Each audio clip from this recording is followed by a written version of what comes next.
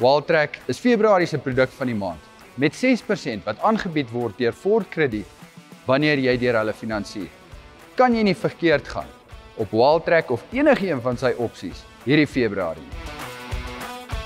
Die Wildtrak het 'n 12,5 duim LED infotainment skerm, insluitend 'n 360 grade kamera, bird's eye view, en natuurlik ook al die kameras wat jy nodig het om self jou waantjie aan te haak en jou waantjie se ligte toets met die Wildtrak se funksies op FordPass en op die infotainment stelsel. Die Wildtrak het ook 'n 230 volt 400 watt inverter met 2 punte waarby jy 'n 3-punt prop kan insit om daai boormasjien of selfs 'n yskassie op te trek.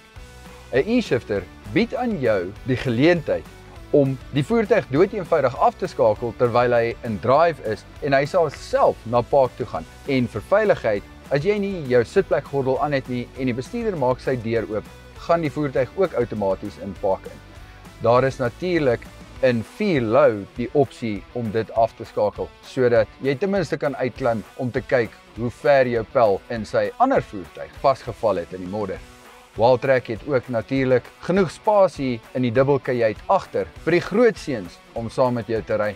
En dan is daar, soos met al die ander Ford Rangers, ook wireless Apple CarPlay, wireless Android Auto en natuurlik 'n baie goeie klankstelsel in die vorm van 'n Bang & Olufsen 7 luidspreker klankstelsel met 'n amplifier en 'n subwoofer vir daai dae wat jy bietjie hard na Bok van Blerk wil luister. Die Wildtrak het ook 'n leer stuurwiel, elektries verstelbare sitplekke, adaptive cruise control met lane centering. Maar lane centering hou jou in die middel van die baan, soos wat jy vorentoe beweeg, op die snelweg of selfs net op die oop pad.